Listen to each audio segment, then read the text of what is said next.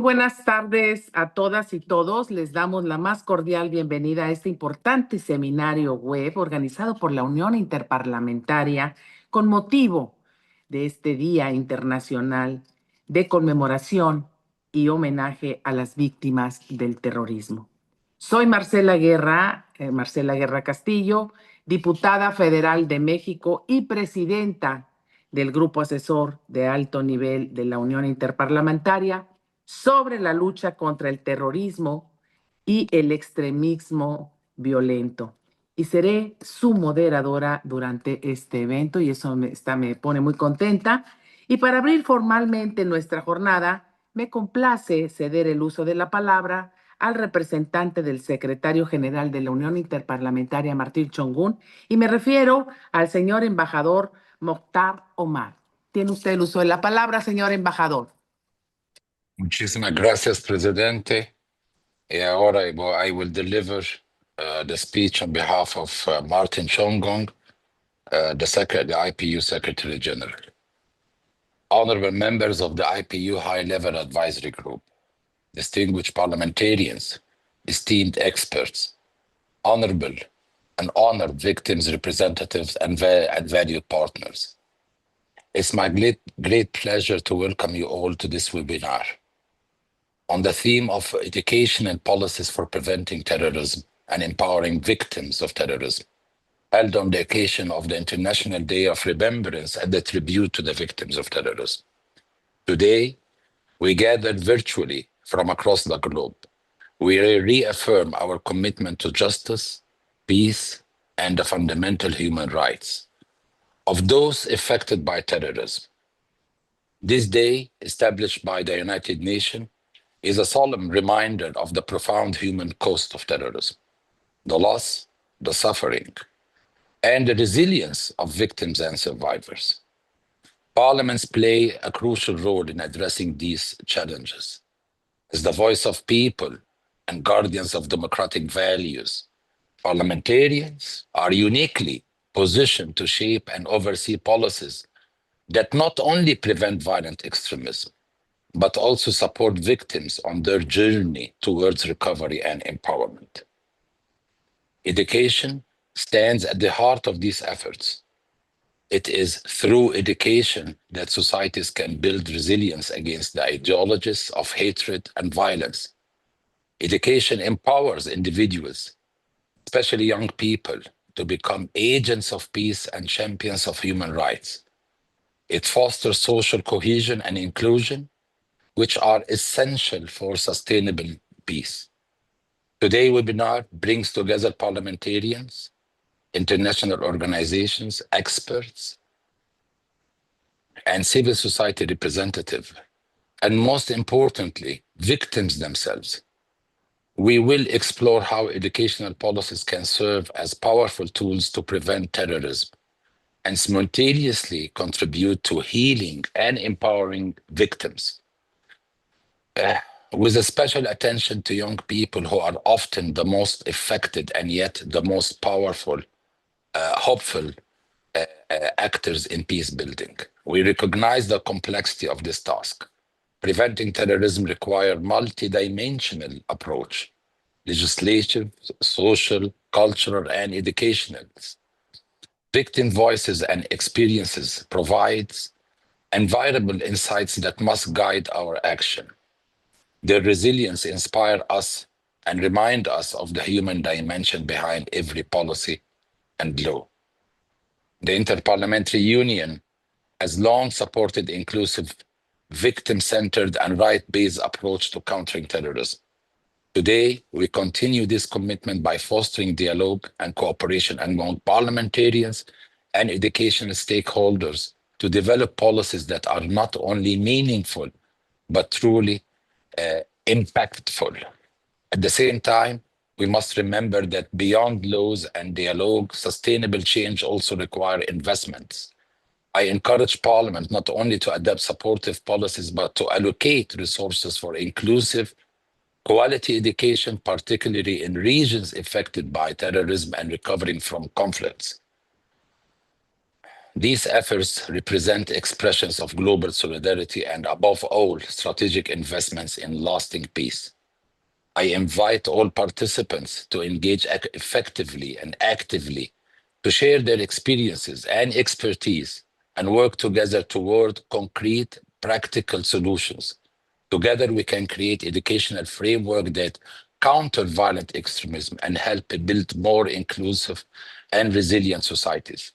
Finally, Martin Chongong, the IPU Secretary General, thank each one of you for your dedication. May this webinar be a meaningful step forward and in honoring victims, empowering survivors, and advancing our shared goals of a safer, most just world. Thank you. End of the speech of Martin Chongong. Thank you. Muchísimas gracias, Madame Presidente. Y ahora yo termino mi parte. Gracias. Señora Presidente, no podemos escucharte. Muchas gracias, señor embajador Mokhtar Omar, por sus palabras de apertura y, por supuesto, por el mensaje enviado por el señor secretario de la UIP, Martín Chongún, y mencionar su liderazgo en esta causa contra el terrorismo que nos afianza a nosotros como grupo. Le agradezco muchísimo estas palabras. Y decirles que es un honor estar hoy aquí y ver a tantos de ustedes participando en este seminario web de alto nivel, el cual se titula Políticas Educativas para la Prevención del Terrorismo y Empoderamiento de las Víctimas. La Unión Interparlamentaria se enorgullece de marcar esta fecha ofreciendo un espacio para recordar, para reflexionar y comprometernos todos con la acción. Este día, que como ya bien dijo usted, señor embajador, ha sido establecido por las Naciones Unidas, pero también nos recuerda el profundo costo humano del terrorismo. La amenaza terrorista continúa vigente. De acuerdo con el Índice Global de Terrorismo de este año 2025, el año pasado, 2024, se alcanzó el nivel más alto desde el 2018. Es decir, 66 países registraron al menos un incidente, 8 más que el año anterior. Se contabilizaron 7,403 muertes y un aumento del 22% respecto al año 2023. El 76% de estas muertes se concretó en solo 10 países. El panorama regional muestra graves desafíos. África subsahariana y el Sahel concentran más del 50% de las muertes. Burkina Faso registró 1,907 fallecimientos y en el 2023 Níger aumentó 94% con 930 muertos. En Pakistán, los ataques superaron los más de 1,300 muertes. En el 2024, víctimas todas del movimiento de talibanes pakistaníes y fue responsable de más de la mitad.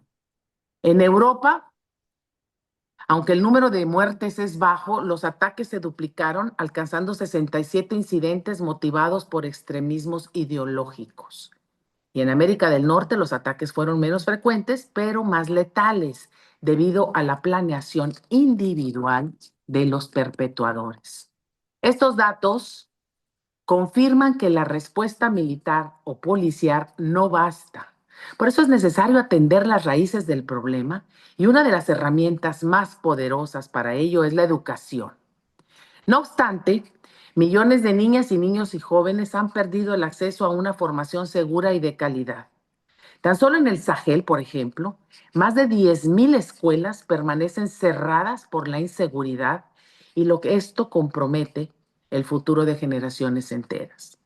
Frente a ello, debemos de impulsar una educación transformadora que promueva el pensamiento crítico, los valores democráticos, la igualdad de género y el respeto a la diversidad cultural y religiosa.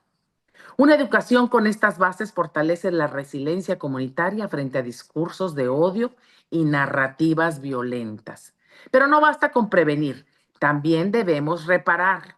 Las víctimas del terrorismo, muchas veces silenciadas o olvidadas, necesitan herramientas herramientas fuertes, herramientas educativas para reconstruir sus vidas, para reintegrarse a la sociedad y participar en los procesos de memoria histórica para la reconciliación. Incluir sus testimonios en los planes de estudio fomenta entonces empatía y contrarresta la invisibilización del sufrimiento. El Parlamento entonces tiene un papel central y nos corresponde a nosotros y a nosotras diseñar marcos legislativos que garanticen el derecho a la educación, asignar recursos suficientes presupuestales para la infraestructura, la tecnología y capacitación docente, así como proteger a las víctimas. Sobre todo hacer leyes que aseguren su reintegración y visibilizar su voz en la política pública. El enfoque que hoy se presenta es especialmente oportuno y crucial, que es la educación. Además de representar una inversión a largo plazo en la paz y el desarrollo, también es un escudo poderoso contra el odio, contra el extremismo y la división. Pero al mismo tiempo es una herramienta vital para la sanción y el empoderamiento de las víctimas, en particular de los jóvenes, quienes a menudo sufren las peores consecuencias, pero también poseen el mayor potencial transformador. Nos honra contar con la participación de parlamentarios expertos, de representantes de organizaciones internacionales, de personas académicas expertas y asociaciones de víctimas y de la sociedad civil. Este seminario entonces analizará cómo las políticas educativas pueden desempeñar un papel clave en la prevención del terrorismo y el empoderamiento de las víctimas. Muchas gracias a todos por acompañarnos el día de hoy. Iniciamos nuestra primera sesión centrada en cómo las políticas educativas pueden contribuir de forma efectiva a la prevención del terrorismo.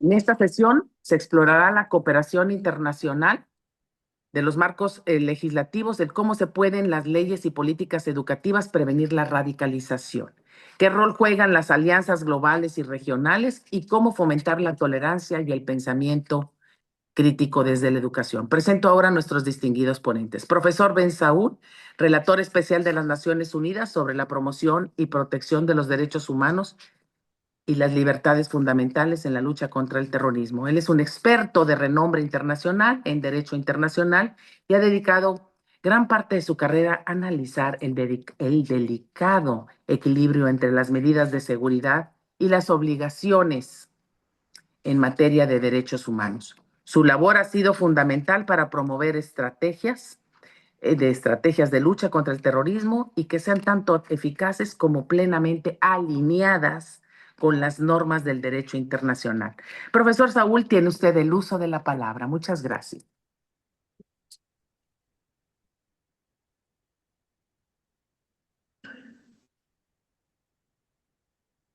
Excellencies, distinguished participants, I'm pleased to join you from Sydney to mark this day of solidarity with victims of terrorism, and I commend the Inter-Parliamentary Union for bringing attention to these issues.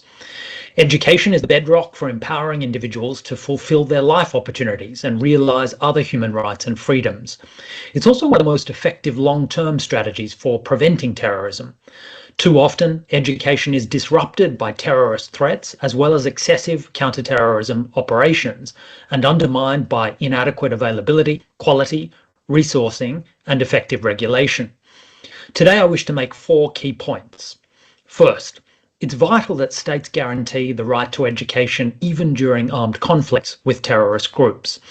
Terrorism can disrupt education through violence and threats, the military misuse of school premises, the denial of schooling to girls, as by Boko Haram, Al-Shabaab and the Taliban, the co-opting of schools for extremist indoctrination, and the forced recruitment of children and enslavement of girls. Boko Haram, for example, sees education as a threat to its ideology and in 4 years destroyed 1,500 schools and harmed many students and teachers. Excessive counter-terrorism responses by states can also disrupt education. These include the unjustified closure of schools, undue interference in minority schools, unjustified duties on teachers to inform on their students, the military misuse of schools and hostilities that damage schools, and the recruitment of children. In Gaza, Israel's conflict with Hamas has damaged about 95% of schools, leaving most children, 700,000 of them, without education for 2 years. During my official visits to Benin, Cote d'Ivoire and Somalia over the past year, it was distressing to witness lost generations of internally displaced and refugee children deprived of any basic education. States have an international obligation to provide education even in armed conflict. The international community must also play its part and halt the deepening cuts to humanitarian aid. International humanitarian law must be enforced to protect students and teachers as civilians and schools as civilian objects. Secondly, fulfilling the right to education can protect children from radicalization and terrorist recruitment by expanding their life opportunities, reducing potential grievances, and fostering inclusion. The United Nations Development Programme's 2 reports on Journey to Extremism in Africa in 2017 and 2023 found that many terrorist recruits reported low levels of formal education or dropped out early, often due to cost, lack of relevance, poor quality teaching, exclusionary narratives in the curriculum, negative experiences with teachers, and general insecurity. Research by UNDP, UNESCO and UNICEF show that equitable and quality education disrupt pathways to radicalization and recruitment by fostering resilience, tolerance, civic engagement and social cohesion. The United Nations Global Counterterrorism Strategy and the Secretary-General's Plan of Action to Prevent Violent Extremism both recognise that fulfilling the right to education can effectively reduce marginalisation and prevent radicalisation. Thirdly, the promise of education, including its security dividend, can only be fulfilled if all elements of the right are delivered according to international law.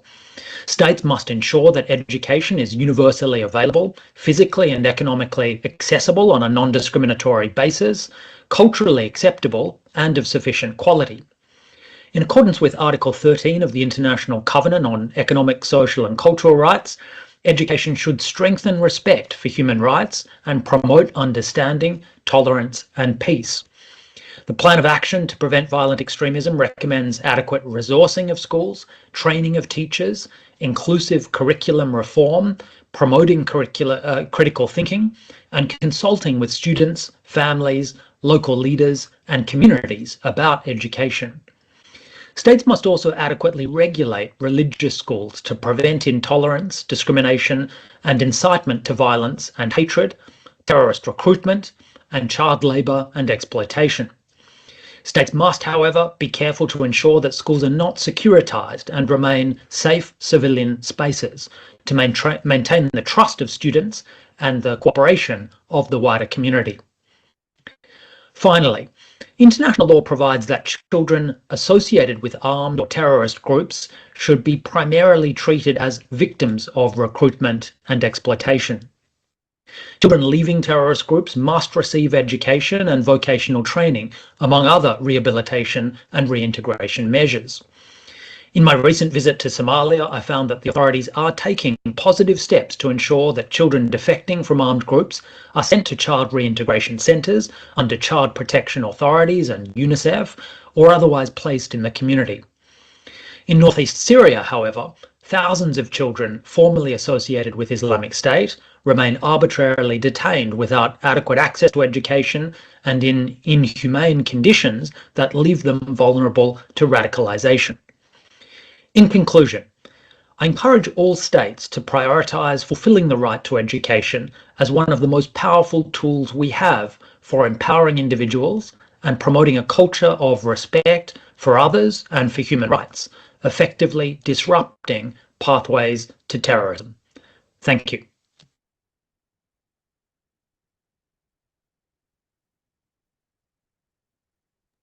Muchas gracias, profesor Ben Saúl, por sus palabras, por su mensaje, por sus reflexiones. Ahora escuchamos al señor Roberto Arbitrio, jefe de la rama de prevención del terrorismo de la Oficina de las Naciones Unidas contra la Droga y el Delito, UNODC,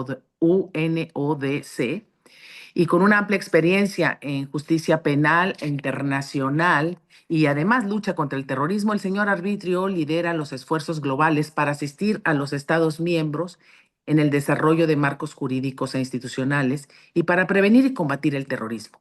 Su liderazgo ha sido clave para promover estrategias que estén alineadas con el Estado de Derecho, los derechos humanos y la cooperación internacional efectiva. Le cedo el uso de la palabra al señor Arbitrio. Señora Presidenta, muchas gracias por su invitación a ese importante seminario. La colaboración entre la IPU y la UNODC es de importancia estratégica. Con su permiso, voy a seguir en inglés. Dear colleagues, it is a great pleasure for me to be here at this webinar honoring victims of terrorism organized by IPU together with Professor Ben Saul. In the summer of 2020, 5 years ago, UNODC, IPU, and UN Office on Counterterrorism started an ambitious cooperation that involved more than 100 victims of terrorism, government officials, academic, and civil society experts from around the world. The result of this process is the model legislative provisions to support the needs and protect the rights of victims of terrorism, launched in 2022, is a unique tool based on international law regarding victims of terrorism that states can use to strengthen the respective legislation. Professor Ben Saul served as lead expert in this project, and his contribution to the model legislative provisions cannot be overstated. Dear Professor Saul, we are very pleased that you are now taking forward your advocacy for victims' rights in this very high-level position as UN Special Rapporteur, and we are grateful for the close cooperation between UNODC and your work related to our mandate. In several articles, the model legislative provisions recognize the importance of education. I want to highlight Model Article 16.3, which asks authorities to ensure that education materials at all levels include and accurately represent terrorism and its impact on victims. Education on the impact of terrorism on victims has at least two essential functions. First is to tell the truth and thereby restore the dignity of victims. Second, as a measure to counter terrorist narrative and prevent the repetition of terrorism. Victims of terrorism themselves can play a unique role in education. They can attest directly to their suffering. Their stories illustrate the destructiveness of terrorist violence and can persuade others that there can be no justification for terrorism. No one can speak out against this injustice of terrorism as credibly as victims themselves. In Iraq, UNODC has just concluded a project that has empowered victims of terrorism and created opportunities for them to engage with young people in schools, universities, and community centers to share their experience and thereby counter violent extremist narratives and foster a culture of empathy and social cohesion among young people.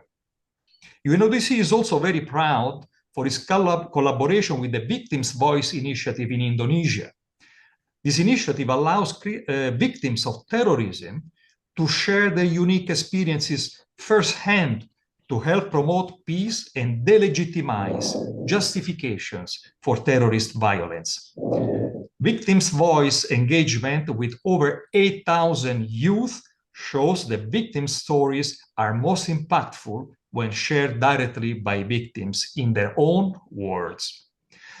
UNODC and Victims' Voice have produced a publication available online to share the experience of the Victims' Voice initiative and lesson learned, titled From Victims of Terrorism to Messengers for Peace. I encourage you to take a look at this tool. While victims' voices can have a unique impact in delegitimizing terrorism, we must always be mindful that not all victims of terrorism desire to assume a role in efforts to counter violent extremism narratives. Many victims take years to recover from their physical and emotional injuries or come to terms with their losses. Some may prefer to focus their energies on their personal life, while others may wish to leave their bad experience firmly in the past. Victims' participation in initiatives to educate about terrorism must always be safe and voluntary.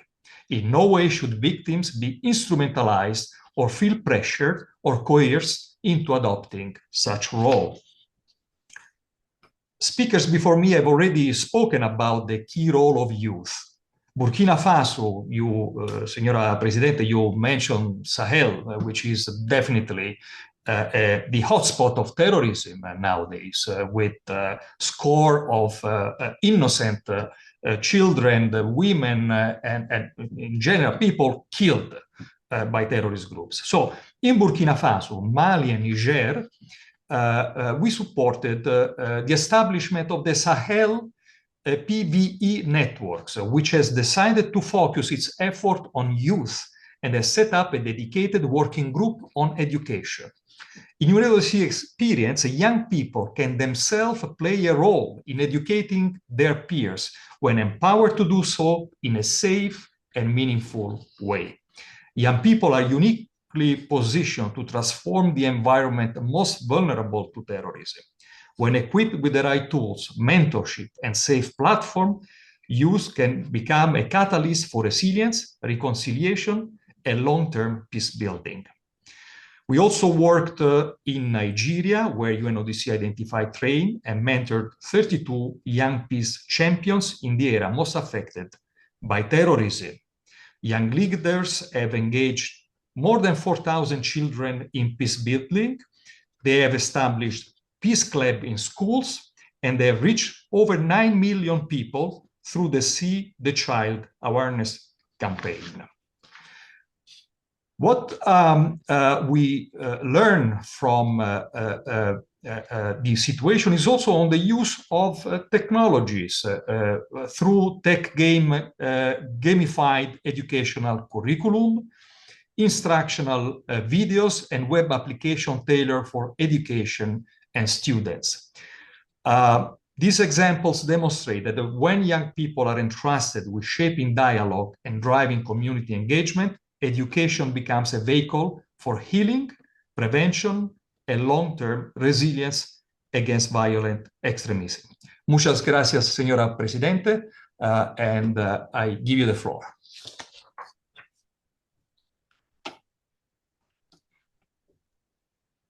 Muchas gracias por estas reflexiones al señor Roberto Arbitrio. De verdad nos invita a profundizar en el tema, precisamente el de los jóvenes como catalizadores de la resiliencia. Gracias de nueva cuenta y le damos la bienvenida al señor Imrana Buba, fundador de la Coalición Juvenil contra el Terrorismo, the Youth Coalition Against Terrorism, una iniciativa liderada por jóvenes en Nigeria que trabaja para prevenir el extremismo violento mediante la educación, mediante la participación comunitaria y la incidencia.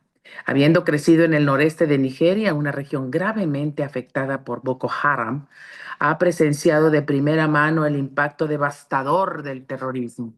En junio del 2010, mientras viajaba como estudiante universitario, sobrevivió a un ataque traumático de militantes de Boko Haram que asaltaron su autobús y secuestraron a varios pasajeros. También perdió amigos y familiares durante la insurgencia.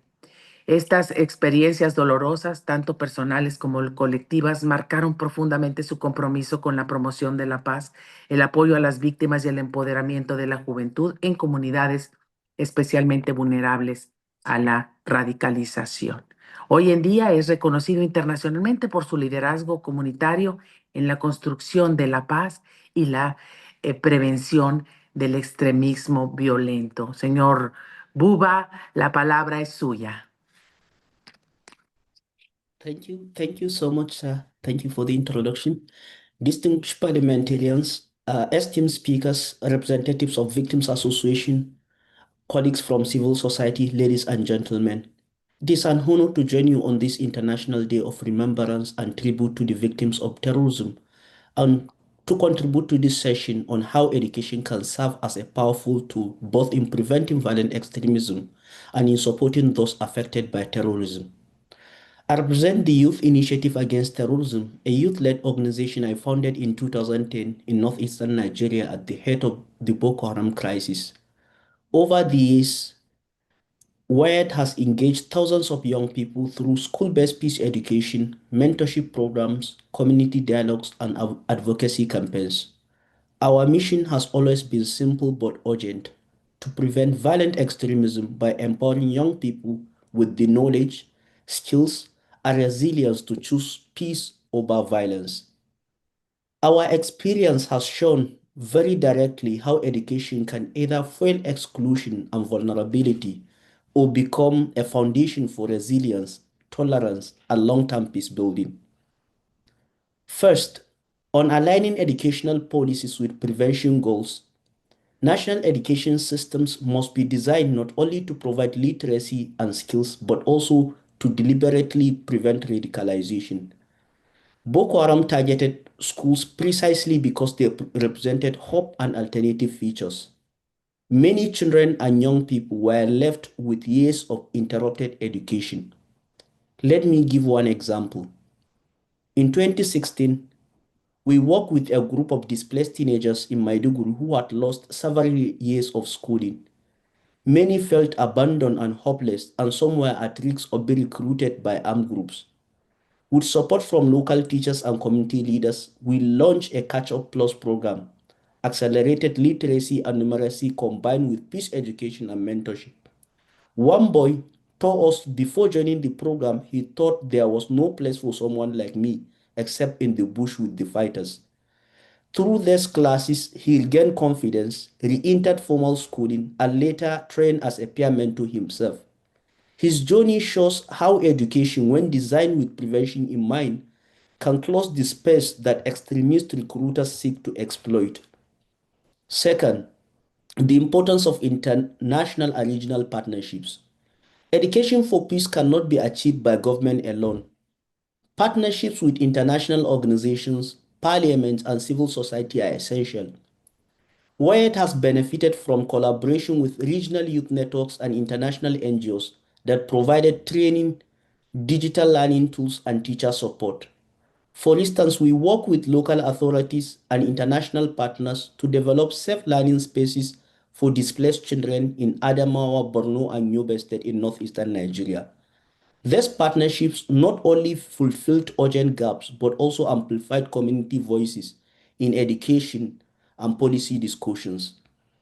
International support can help ensure that national frameworks integrate the specific needs of conflict-affected children and align with global commitments such as the United Nations Sustainable Development Goal 4 on inclusive and equitable quality education. Finally, designing systems that foster resilience and social cohesion. In conflict-affected societies, schools are not just places of learning. They are safe havens and platforms for rebuilding trust across divided communities. One promising practice we observed in WIRED programs was peer-to-peer dialogue among displaced and host community youth. Initially, mistrust was high, but structured storytelling exercises and collaborative school projects reduced tensions and fostered cooperation. Educational systems should encourage these approaches more systematically. This means investing in teacher training on psychosocial support, integrating peace education into national curricula, and creating opportunities for students from diverse backgrounds to learn and problem solve together. Allow me to conclude with three recommendations based on these experiences. One, aim prevention in national education policies by integrating peace education, digital literacy, and critical thinking into curricula from the primary level upward. Second, strengthen international and regional cooperation to share good practices, mobilize resources, and ensure education in conflict zones is not left behind. Third, design education as a tool of social cohesion by prioritizing inclusive access for displaced children, training teachers in resilience building, and creating school environment where diversity is valued. Education will never be a quick fix for terrorism, but it is one of the most sustainable forms of prevention. By investing in innovative, inclusive, and resilient educational systems, we not only reduce the appeal of violent extremism, but also empower victims and communities to shape a more peaceful future. Thank you.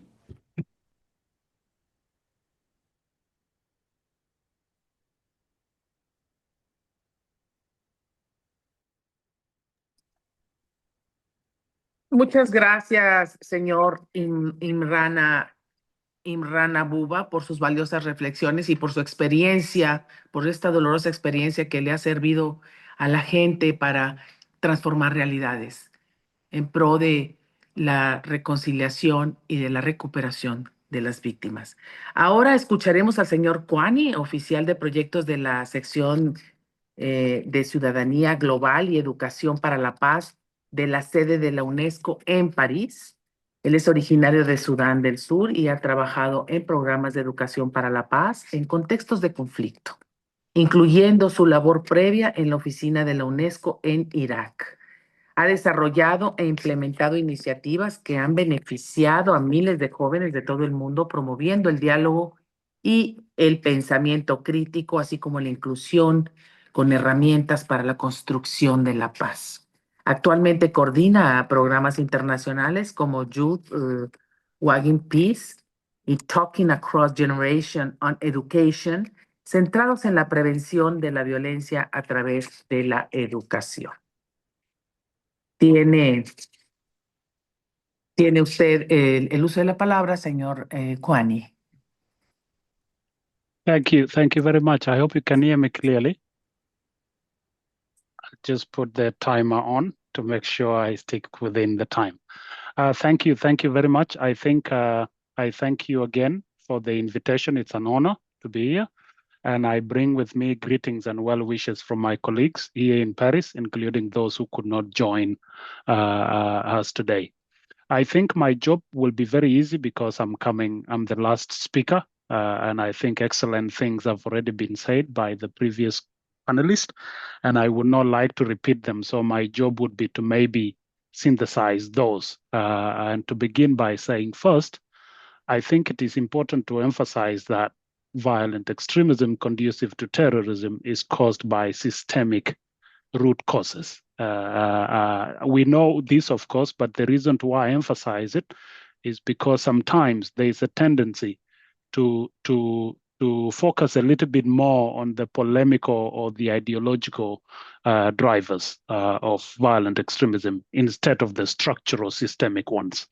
I also emphasize this because this is also, it has an implication for what education can do. Now, for us in UNESCO, we think education can be a driver of violent extremism. We need to begin there. If it is denied, then it can drive violent extremism. If it is not transformed, then it can also contribute to driving violent extremism. So we have to begin the role of education with self-reflexivity of what it can actually do if it is not transformed for the better. Now, if it is transformed, then education can do two things. One, education in its entirety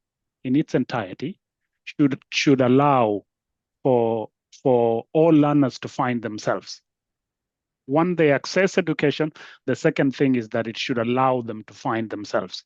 When, for example, a textbook or a learning material that is used should represent all diversity of that particular context. For example, the young person, be that person coming from whatever region of that particular context, should find himself or herself in that material. Education also should help redistribute opportunities. We know that access to education is a way of social mobility, social, economic, and political mobility. And so usually the richer class who tend to access better education tend to, have better outcomes in life. And so there should be a way that education redistributes those opportunities so that all people in a particular context have the opportunity to make something of their lives equally. And then education if it is transformed in its entirety also, can facilitate reconciliation as well. And then it can also build the knowledge, the skills, and the competencies that learners need to actually act to transform their world. The reason why I come to the skills at the end is because, again, usually there is a tendency for people to focus on the skills that learners can learn to not become violent extremists, as compared to the educational system, which need to transform to not reinforce the drivers that lead to violent extremism. This is a critical this is the critical balance, but we should not overemphasize skills at the expense of the systemic reconfiguration of education that is needed to make sure that it doesn't push young people into violent extremism. And then one example is in Iraq, where UNESCO for a long time intervened to reconstruct Mosul, cultural life. One side, it was culture, but also on the other side, there was a lot of work on education, where UNESCO trained teachers and school stakeholders from the formerly ISIS-occupied areas. And so to sort of, when we started that project, there was a tendency to think that the problem or the help that teachers need is, the pedagogies that they need to teach for peace and so on and so forth. But we ended up realizing, and we had to change the project to come back to basic, because many of these teachers, one of them came to me and say, "Hey, Kwani, my main problem is that in my classroom, I have 200 children. What can I do? I have 200 children and they come in 2 batches. So what can I do?" And this is why I was emphasizing earlier the systemic reconfiguration. She also mentioned that many of them come hungry. They don't have food. So even if I teach them peace, what peace can they really learn when they don't have food? So you tend to find that in this context, the problem remains the systemic. The problem is not so much the lack of knowledge and the skills, but it's the systemic. So we'll have to address the systemic before we come to the skills and the competencies that are needed. And this, in 2023, realizing these interrelationships of the drivers of violent extremism and other forms of violence or conflict, UNESCO member state adopted a recommendation by consensus on education for peace, human rights, and sustainable development. And I think one way of transforming education system is if member states can implement the recommendation. Because if the recommendation has them to look at things like human rights, to look at things like gender equality, to look at things like to what extent is education fair and just, and so on, system issues, before they look at the skills that the education system should cultivate. In conclusion, I want to conclude with 2 words of caution. One is, I agree with the special rapporteur that in all discussion about violent extremism and terrorism, we tend to neglect sometimes human rights. Human rights are fundamental. And I say this because in some countries where we have intervened as UNESCO, and I will not mention name, of course, for privacy, but where we've intervened, there have been cases where young people have been denied education because they were perceived to be affiliated with violent extremist groups. So explain to me how a young person of 8 years old or even 6 is held accountable for the crimes of his or her parent or a relative. Explain to me why a young person like that should go through screening process because that young person stayed with people that had violent extremist views. You see, this is done around the world under preventing violent extremism or under responding to terrorism. And I think this is unacceptable because it does the opposite. You actually end up doing the worst. So I wanted to conclude with that, and also to conclude with systemic. When we think of education, we need to think of education as a system. And what education can do is to reduce the systemic drivers that manifest themselves in education first and foremost, because before you educate for peace. If I'm in a classroom, I'm hungry, If I'm from a minority group and I don't find myself, if I'm a woman, where women are excluded in school system, how does it matter that you teach me the skills to be a peaceful person? It doesn't matter at all. In fact, I won't even pay attention. And so, and this is what is key when it comes to preventing violent extremism through education, and usually what is missed. And that's why I emphasize it a lot, because there's a tendency to miss that. Thank you very much. And I apologize if I've taken a lot of time.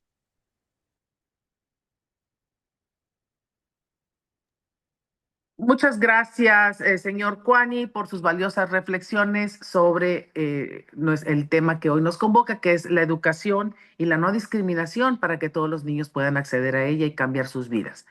Gracias a todos nuestros ponentes por sus valiosas contribuciones en esta primera sesión y pasamos a la segunda sesión, que es el empoderar a las víctimas a través de la educación.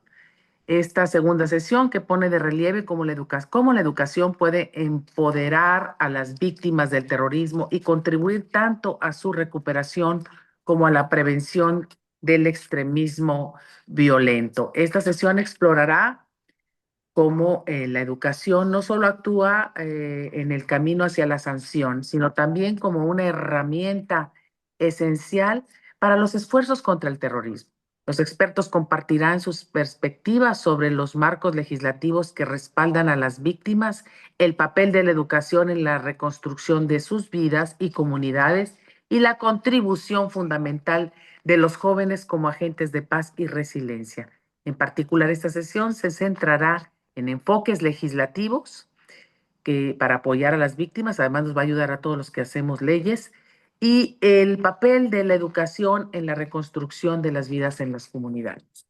La juventud como actor clave en la prevención y la construcción de la paz. El objetivo es identificar entonces las estrategias eficaces que fomenten la cohesión social, promuevan los derechos humanos y crear espacios inclusivos donde las víctimas sean escuchadas y acompañadas y asimismo empoderadas. Nuestros ponentes para este segmento son, y le doy la bienvenida a la doctora Fátima Aquilú, directora ejecutiva de la Fundación NIM, una destacada organización nigeriana dedicada a la prevención del extremismo violento y al apoyo en la salud mental y recuperación psicosocial en comunidades afectadas por el terrorismo. La doctora Aquilú es psicóloga, autora y experta en la lucha contra la radicalización y con una reconocida trayectoria en el desarrollo de programas comunitarios de rehabilitación y de reintegración. Su trabajo ha sido fundamental para la creación de enfoques integrales que sitúan a las víctimas y a las poblaciones vulnerables en el centro de los esfuerzos de recuperación y resiliencia. Doctora Aquilú, tiene usted el uso de la palabra.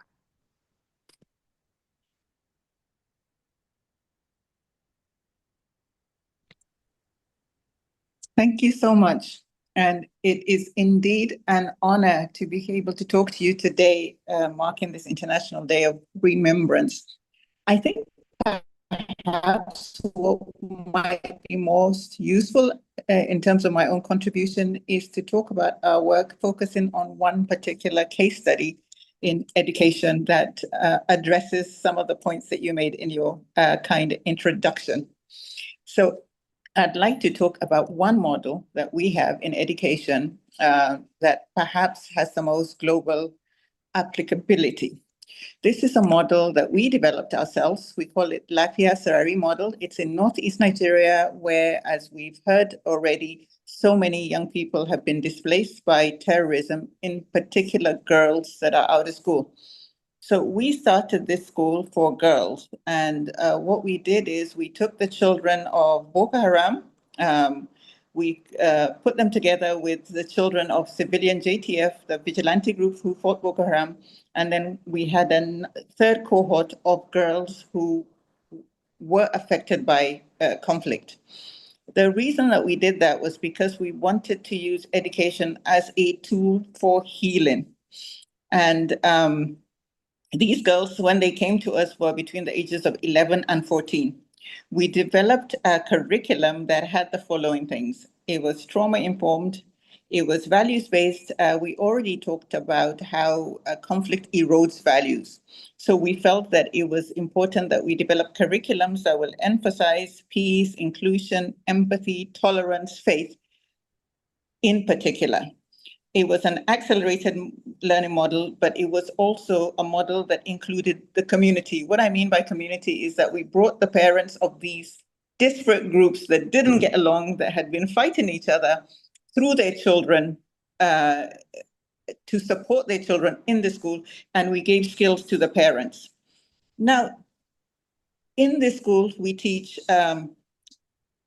it's very creative. We teach critical thinking, we teach logical reasoning, we teach coding, arts, drama, crafts, a lot of things that these children would never have had access to.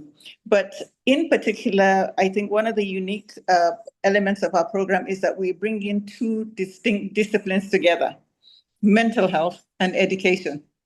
So we're also training a whole cadre of mental health professionals that can provide trauma-informed learning in schools.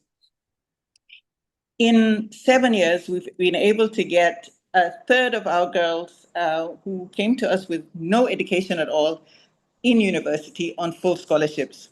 This year, we have another cohort of 29 girls who sat the national exams and are able to go to university through this curriculum.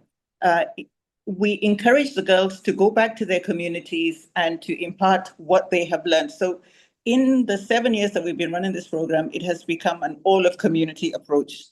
In addition, we also have another program that we call Learning on the Go, which has the elements of our curriculum, but it goes to multiple communities, and we've been able to reach 500 children. But I think that's not the most important thing. I want to talk about two things as I wrap up. One is that I'm so pleased to be talking about parliamentarians, because one of the things that we realized was that there is a lot of value in legislating around education and conflict. So in Nigeria, we're taking this model to see how we can get a bill on education as a form of reparation, so that every child that has suffered from conflict would have access not just to education, but to quality education. And secondly, we also have taken this curriculum to the national agency that accredits curriculum for inclusion in all teacher training colleges. We're doing this as a way to scale up, to make sure that the model that we have developed is now available to children across the country. And in partnership with other organizations, we have also been working in Iraq on this same model and trying to make it more global.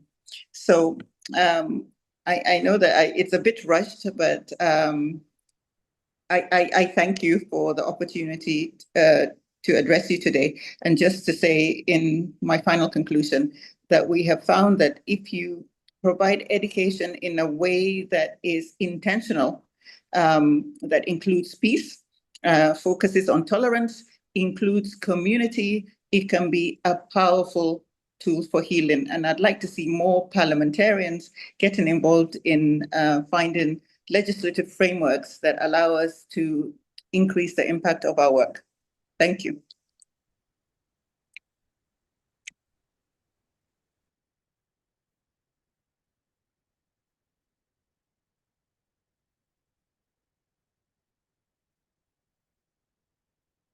You are muted. Tiene el micrófono apagado, Presidenta.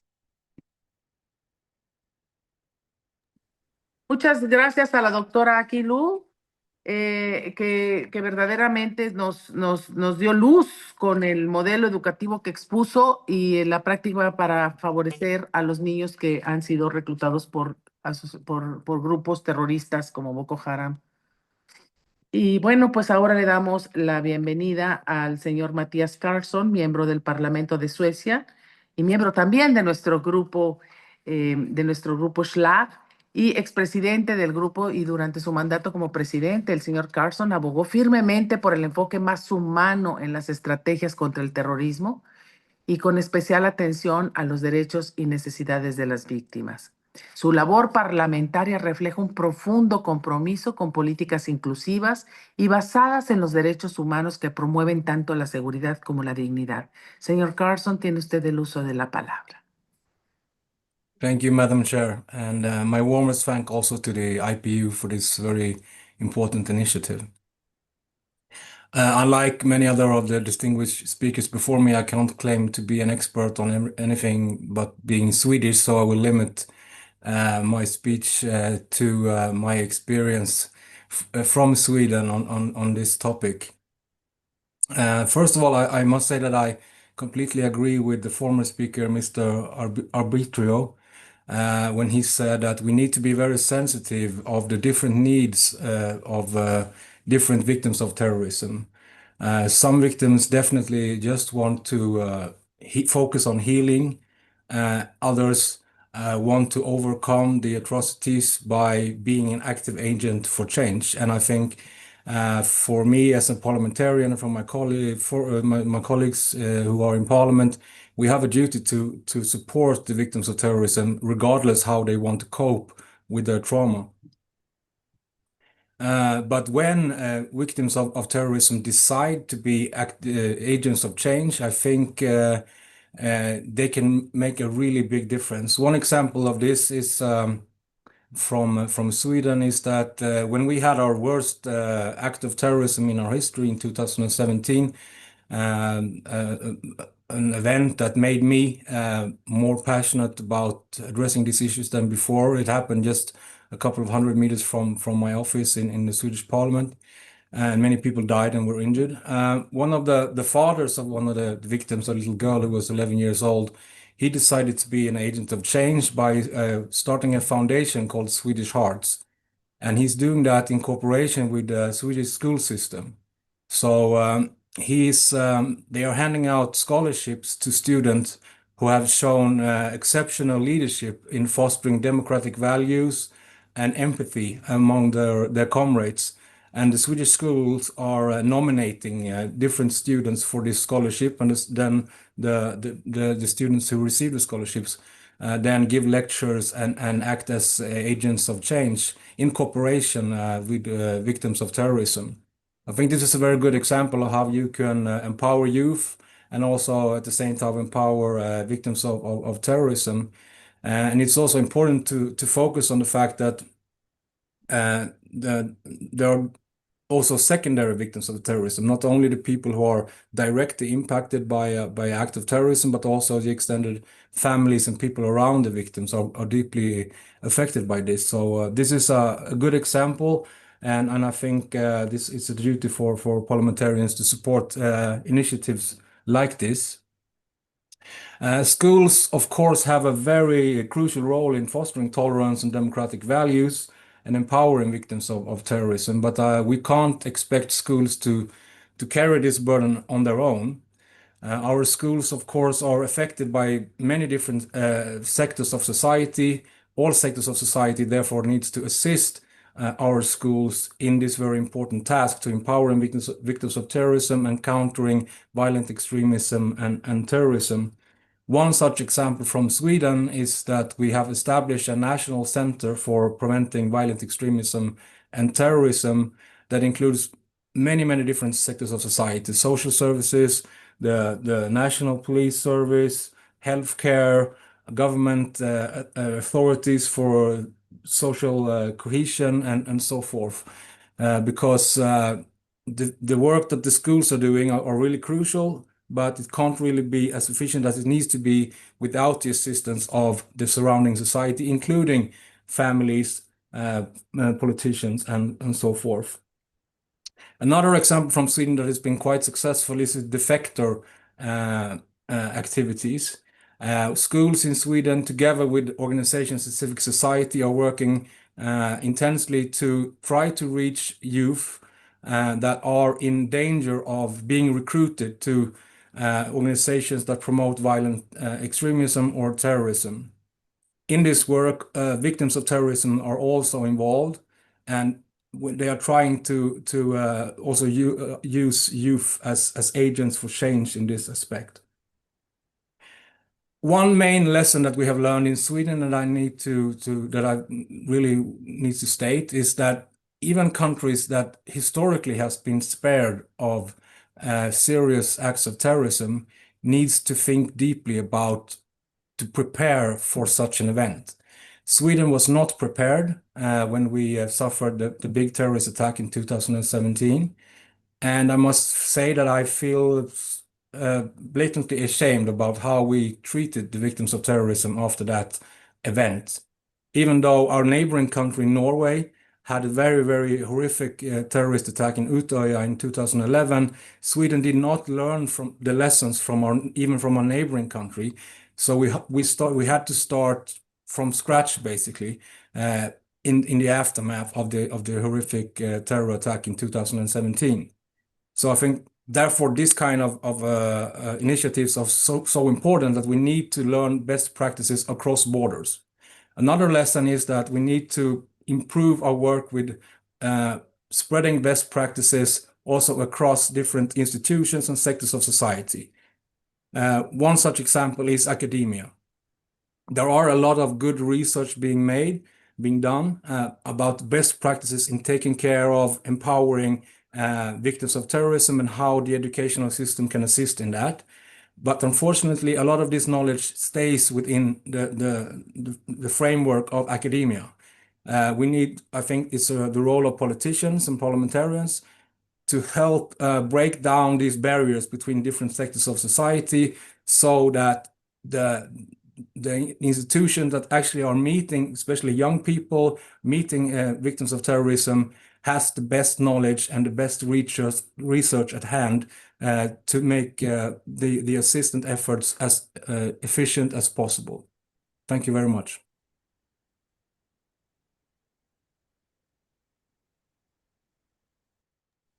Muchas gracias, señor Carlson, por sus valiosas reflexiones y su experiencia en el tema.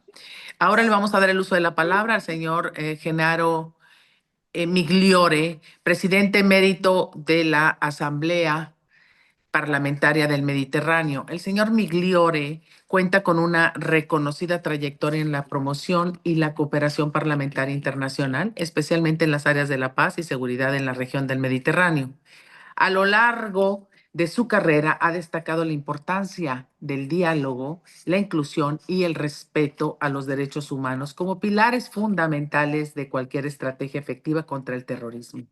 Durante su mandato como miembro del SLA y presidente de la Asamblea Parlamentaria del Mediterráneo, el PAM, lideró la adopción de la primera declaración parlamentaria en apoyo a la región del Sahel, la cual fue respaldada durante la primera cumbre parlamentaria global sobre terrorismo celebrada en Viena del año 2021. El señor Migliore, puede hacer usted uso de la palabra. Agradezco mucho, señora presidenta, por su introducción. Agradezco mucho la Unión Interparlamentaria por este importante seminario. Si me permite, yo sigo en inglés. First of all, I would like to thank the IPU, the Secretary General Martin Chung-Gong, Mr. Mokhtar Omar, and all the Secretariat staff for the extraordinary commitment they are putting into promoting initiatives in favor of the victims of terrorism. A topic, I want to stress that because I was part of the Parliament, often neglected by many important institutions. On a day as solemn as one dedicated to the victim of terrorism. Personally, I worked along, as you remember, in this very delicate issue. Also because in Italy, unfortunately, has been a nation strongly affected by terrorism for 30 years, especially from the 60s to 90s, developing a system of contrast and resilience that can represent an excellent contribution at the international level. In addition, to get more recent times, I organized, as you mentioned, with IPU and with UNOCT and UNODC, important conference in Italian Parliament in preparation for the first World Congress of Victims of Terrorism held in September 22 at the headquarters of the United Nations General Assembly in New York. Your commitment is a sign of deep and high morality. I want to stress that. It is up to us, representatives of international institutions and organizations, to know how to seize this opportunity. And to speak of delocalization today is to speak of the future of our society. It's about more than security. It's about rebuilding trust, restoring dignity, and offering pathways of reintegration that prevents cycles of violence. At the heart of this challenge stands one decisive factor: the education. Education is not only the transmission of knowledge, it's the cultivation of belonging, critical thinking, and resilience against manipulation. Where there is an educational vacuum, extremism finds fertile ground. Where education empowers, extremism widens. Every effective prevention strategy begins with listening and understanding, as the previous speakers said. Parliaments, as representative institutions, must ensure that the legislation reflects this reality. This means developing legal framework that, first, guarantee inclusive access to education for all, taking into account especially vulnerable communities and, of course, without any prevention and taking care of human rights. Second, incorporate prevention of violent extremism into educational policies, curricula, and teacher training. Third, protect the rights of dignity of victims of terrorism, ensuring that their voices are heard within schools and public discourse. Parliaments are uniquely placed to balance security imperatives with the safeguarding of fundamental freedoms. Education is also a form of healing. Victims of terrorism, especially the young, carry invisible wounds, grief, trauma, and stigmatization. By embedding peace education, human rights, and intercultural dialogue into school system, parliamentarians can help transform those wounds into resilience. That is not a matter of abstract ideals. It is about designing policies that ensures schools become safe spaces where narratives of inclusion replace narratives of hate. Extremism thrives on distorted narratives and manipulate ideologies, of course. To counter them, parliaments must legislate in favor of curricula that promote critical thinking, and the president, the chairperson, Honorable Marcela Guerra, stressed this point very well at the beginning of our meeting, and the media literacy, enabling young people to discern manipulation and disinformation. Partnership between education system and civil society to bring credible voices, including victims of terrorism, into classroom. Religious, because the religion, we have to take into account very carefully about religion, and cultural literacy programs which prevent ignorance from becoming a breeding ground for fear and intolerance. Words can kill, but words can also heal. Education is the battlefield where this struggle is won or lost. The de-radicalization and prevention are not limited to schools. They require lifelong learning opportunities, especially for those who risk marginalization. In this aim, parliamentarians can act to expand access to vocational training and skills development for at-risk populations. Support community education programs that involve families, civic organizations, and local leaders. Ensure that reintegration programs for individuals living radical environments always include an educational dimension. Reintegration is not only surveillance, it is participation, empowerment, and opportunity. In this effort, international cooperation is necessary.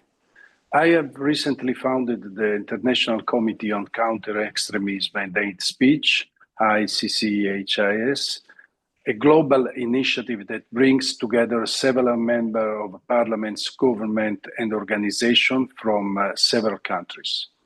We work to amplify counter-narratives to extremism, particularly through educational channels, support intercultural and interreligious dialogue as part of formal and informal education, provide platforms for young people and victims of terrorism to share their experience, transforming pain into prevention.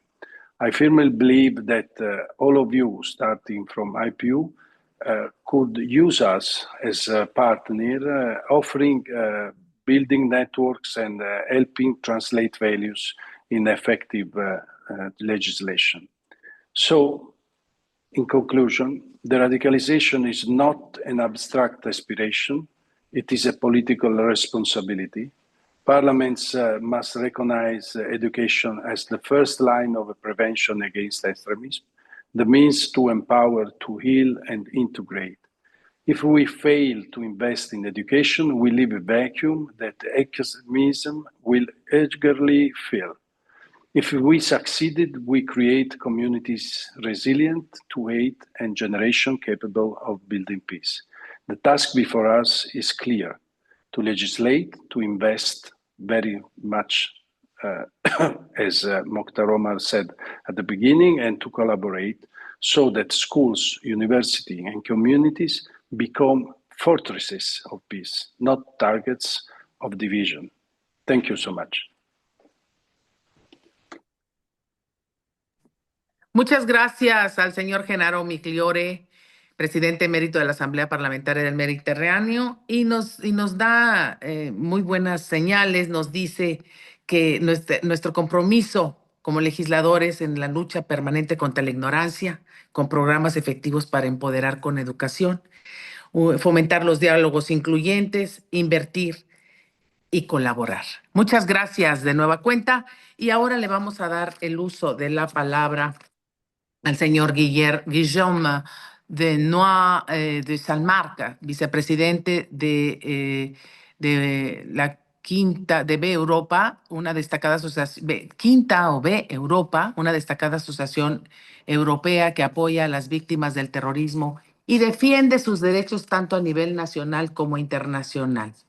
Como víctima él mismo y defensor de la larga trayectoria, el señor de Noix de Salmarca ha dedicado décadas a garantizar que las voces de las víctimas sean escuchadas y que sus experiencias influyan en la formulación de políticas públicas. Su labor se centra en la justicia, en el reconocimiento y el apoyo a largo plazo que necesitan las víctimas y sus familias para sanar y reconstruir sus vidas. También es conocido por promover el diálogo, la memoria y la solidaridad como pilares esenciales de la resiliencia. Señor de Noix de Saint-Marc, vous avez la parole. Tiene usted el uso de la palabra. Merci. Thank you very much. I'm going to switch into French for my mother tongue. Merci en tout cas pour cette présentation.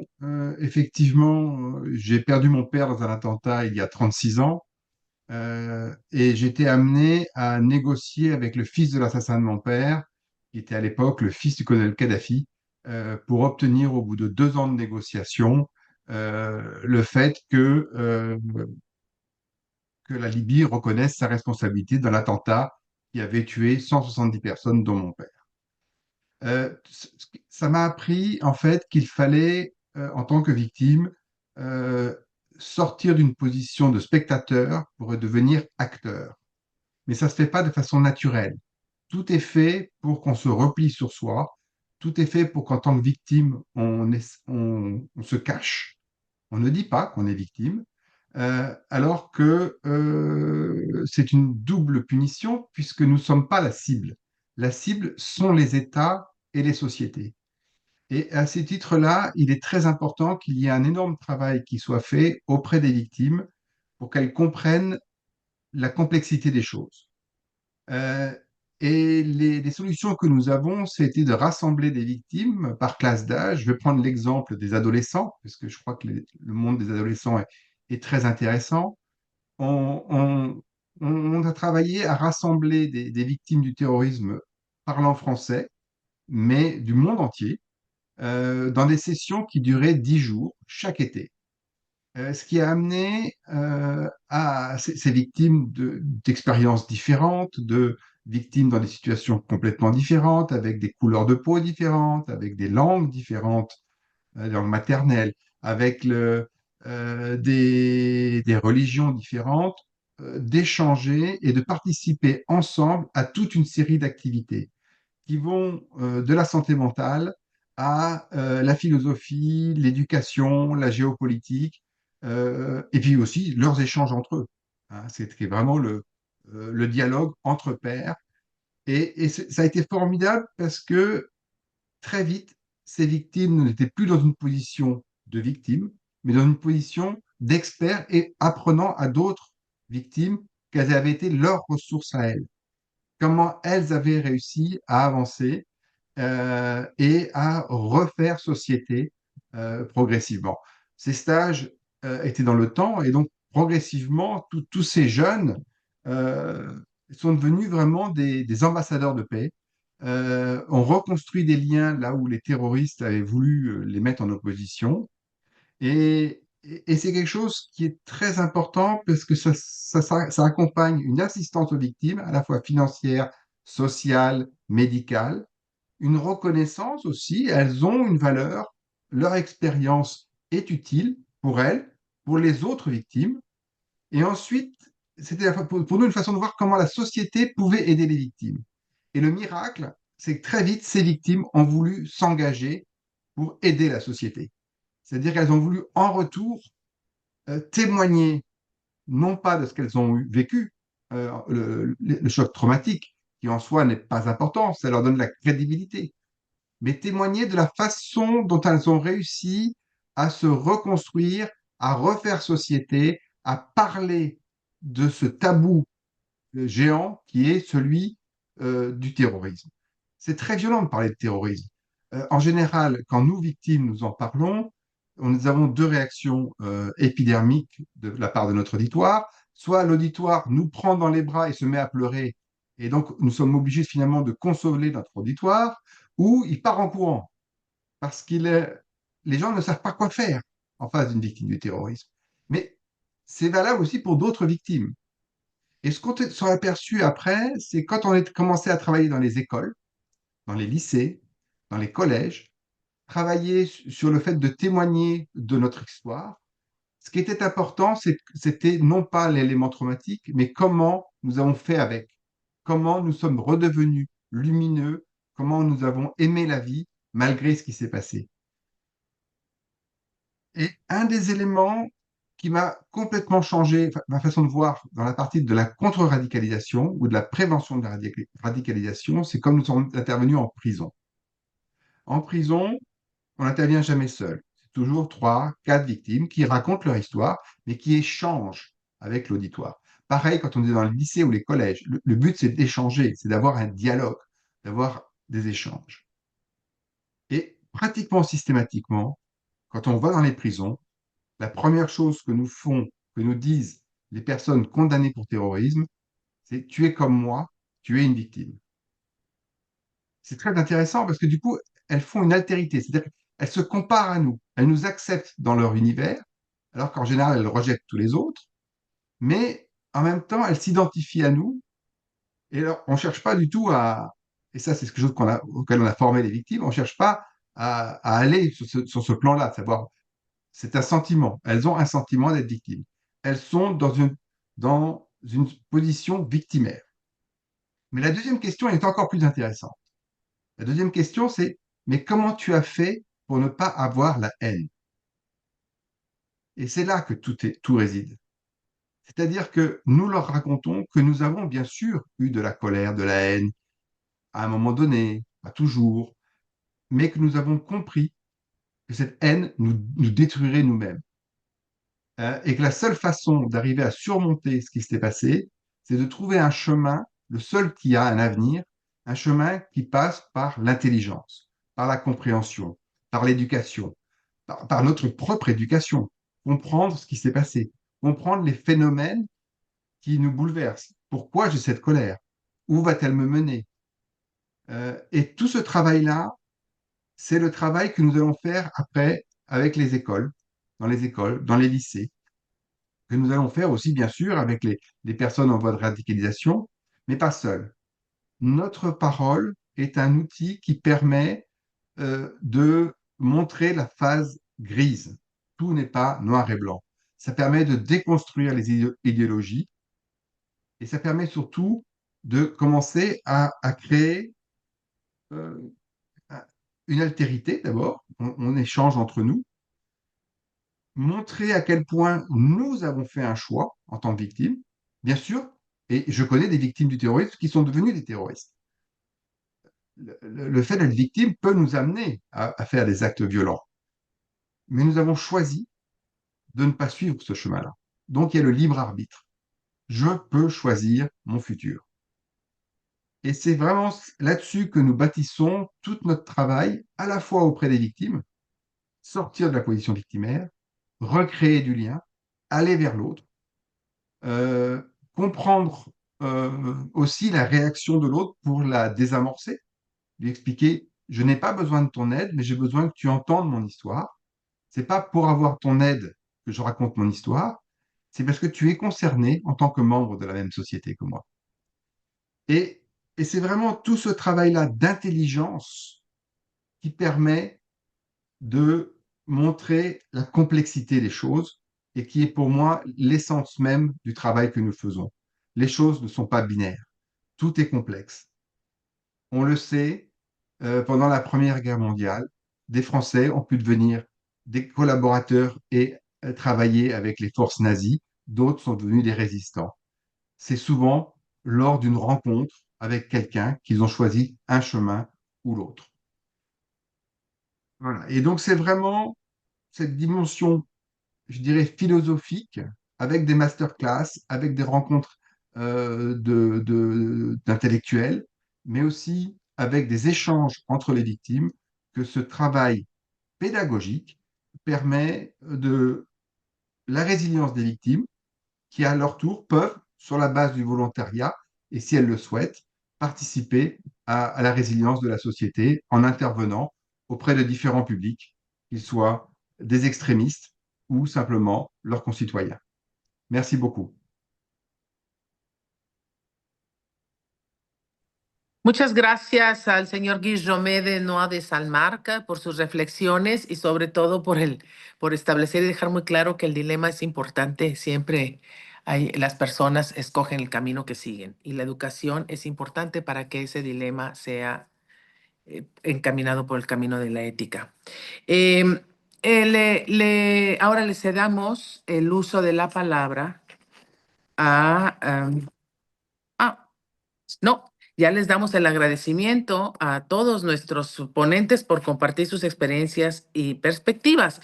Y ahora abrimos el espacio para la discusión interactiva y una sesión de preguntas y respuestas. Esta es una oportunidad para interactuar directamente con nuestros ponentes, compartir sus opiniones o plantear cualquier pregunta que deseen. No duden en escribir sus preguntas en el chat o utilizar la función de levantar la mano para solicitar el uso de la palabra. Y aprovechamos este momento para reflexionar juntos sobre la prevención, la educación y el apoyo a largo plazo para las víctimas y los sobrevivientes. Al acercarnos al final de este seminario, deseo expresar también de nueva cuenta mi agradecimiento. Así que pasemos a la sección de preguntas y respuestas. Muchas gracias. Pido a la embajadora Carmen me haga saber el listado de las personas que quieren participar.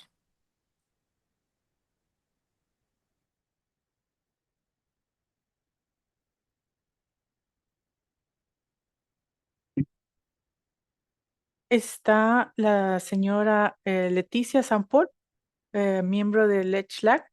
Ella es del Parlamento francés.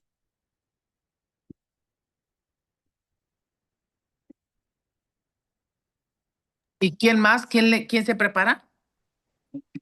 Luego había recibido un mensaje del delegado de Irán que quería hacer también uso de la palabra, pero Por el momento no veo levantada la mano de...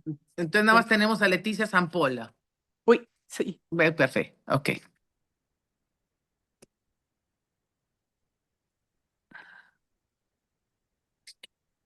Bueno, tenemos ahora la solicitud de participación. Bonjour, chère, Oui, allez-y, bonjour, madame, s'il vous chère plaît, présidente. Leticia Est-ce que vous Sampol. m'entendez bien? Merci infiniment à Sí. l'UIP et à tous les panélistes pour l'organisation. Donc, je suis Laetitia Saint-Paul, vice-présidente du HLAG et députée de Maine-et-Loire en France. J'ai trouvé vos interventions passionnantes et je vous avoue, je nourris une inquiétude puisqu'au sein du HLAG, nous travaillons sur la place des technologies de l'intelligence artificielle en lien avec le terrorisme.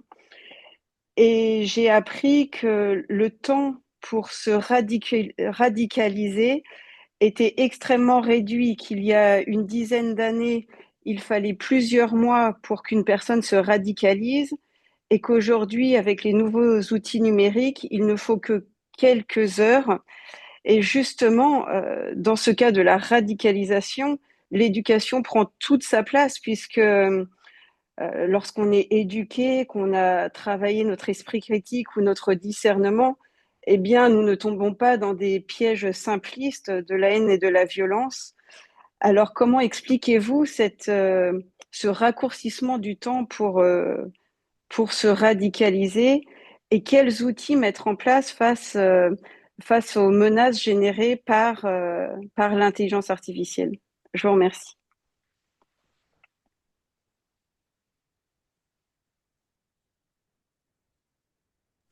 Pedimos dar respuesta. Gracias, vicepresidenta Leticia Sampol, y pedimos a cualquiera de los ponentes dar respuesta, si serían tan amables.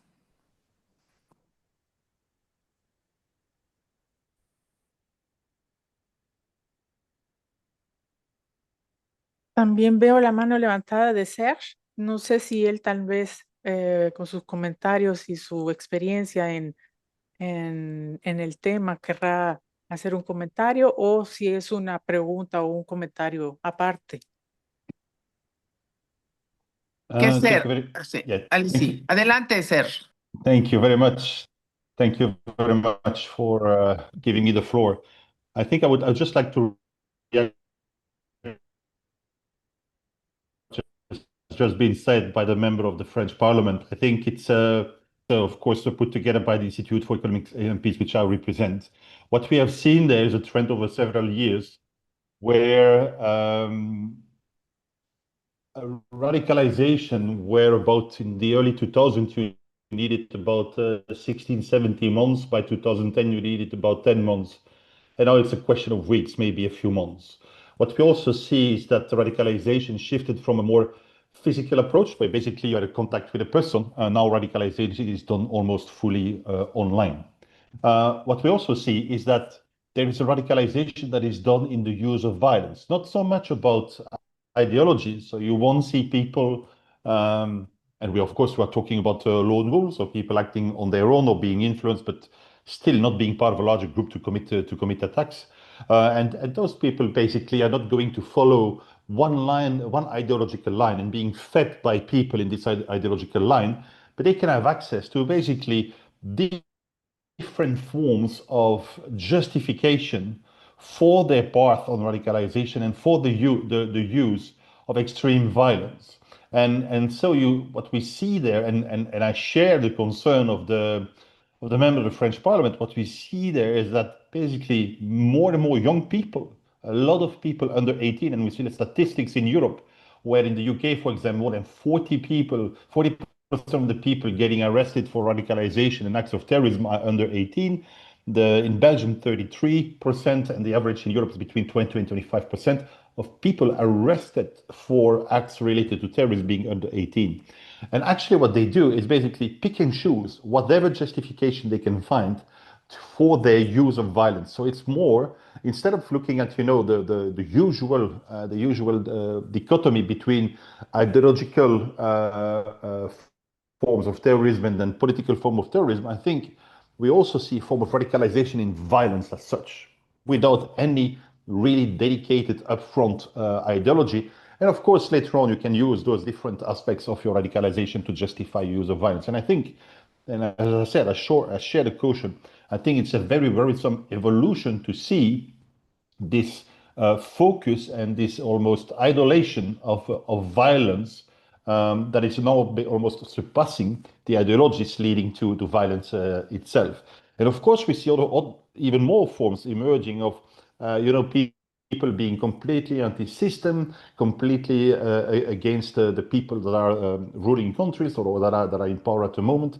So we see different and new forms of radicalization popping up, being stronger and stronger and stronger, in which there is an adoration of violence before being really impacted by an ideology as such. So thank you for giving me the floor. It's always a pleasure to participate in your events and to share the insights of IEP, so the Institute for Economics and Peace Research, and the Global Terrorism Index in particular. Thank you so much. Muchas gracias. I don't know Gracias, how Serge, to... por su participación. Adelante, por favor. Adelante. Tenemos el ponente. Sí, Alessia.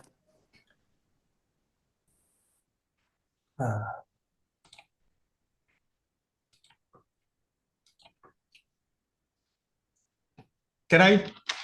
I'm sorry, I don't know how to raise my hand electronically. Está usted en el uso de la palabra. Adelante. Okay. Thank Alessia. you. Muchas gracias. Go ahead. Okay. Actually, artificial intelligence is definitely a concerning development. I mean, it's a tool, so it can help investigation on counterterrorism, but is also an important tool in the hands of those who are radicalizing. What we see is a progressive increase in the use of gaming platform targeting, I would say, children, minors. And through artificial intelligence, they have parameters that they can identify those most vulnerable. Now, one of the main concern and what we are looking at is an increased number of quite young, teenagers, and in the dark space, they organize tenders to commit acts of violence, in particular through assassination attempts and terrorist attacks. And this happens in a total, let's say, darkness from the law enforcement, because it's very difficult to investigate and to backtrack who are the authors of this planning. Now, this is a major issue. We see increasingly young people acting as lone wolves through third-hand radicalization. They are tailoring made messages, and as the speaker before, very attractive images and video clips which show the dynamic, heroic, terrorist attacks. And that's why counter-narrative, disruption of this website are of key relevance. And we are working on a program exactly to address this, and we will be very happy to discuss with IPU on the best way to proceed. Over to you. Thank you.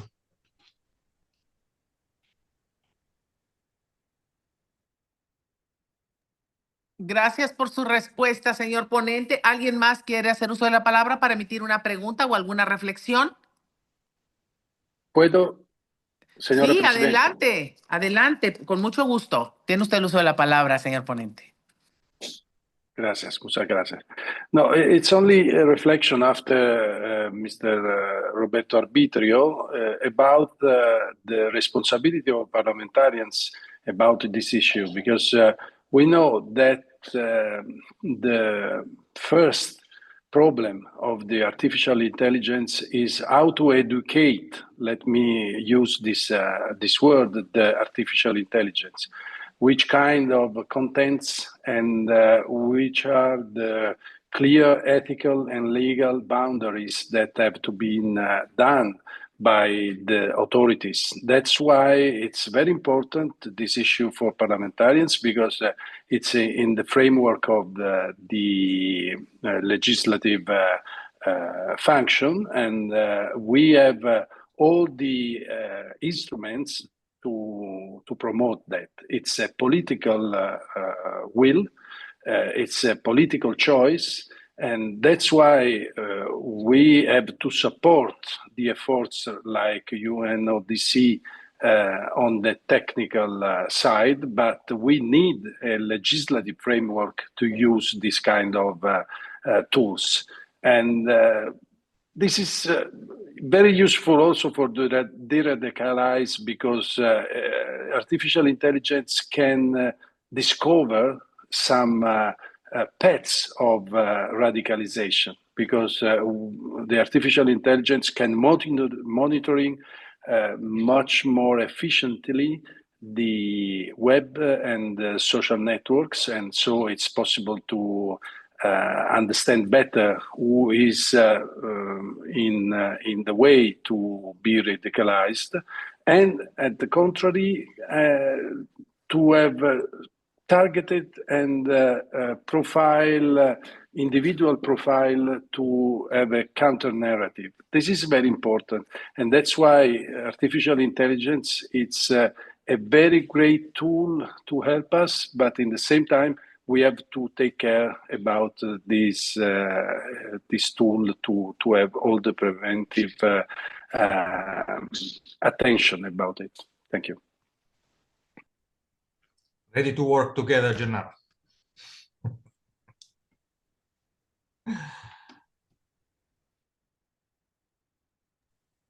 Muchas gracias al ponente Migliore por su respuesta. ¿Alguien quiere hacer uso de la palabra o hacer algún comentario, una reflexión, profundizar en algún tema de los que ya se expusieron? Yo quiero poner sobre la mesa una pregunta para todos, y es que tiene que ver con nuestra labor legislativa. ¿Qué ejemplo pueden ustedes darnos en el sentido de qué práctica legislativa podemos estudiar o tomar en cuenta para hacer nuestra tarea en la lucha contra el terrorismo y en favor de la educación? ¿Qué experiencias positivas en algún país o en el que ustedes tengan conocimiento, alguna ley, alguna práctica legislativa que nos pueda ayudar y dar una buena luz para tomar un buen camino legislativo y seguir contribuyendo para la paz, y sobre todo el de reconocimiento a las víctimas y que ellas puedan reincorporarse con resiliencia a la sociedad? Cualquier cosa que nos puedan decir va a ser muy importante, porque nos va a ayudar a hacer nuestra tarea legislativa. Además de que ya sabemos que tenemos que asignar presupuestos en esta materia, que es importante asignar recursos. Para ello, les agradecería su respuesta.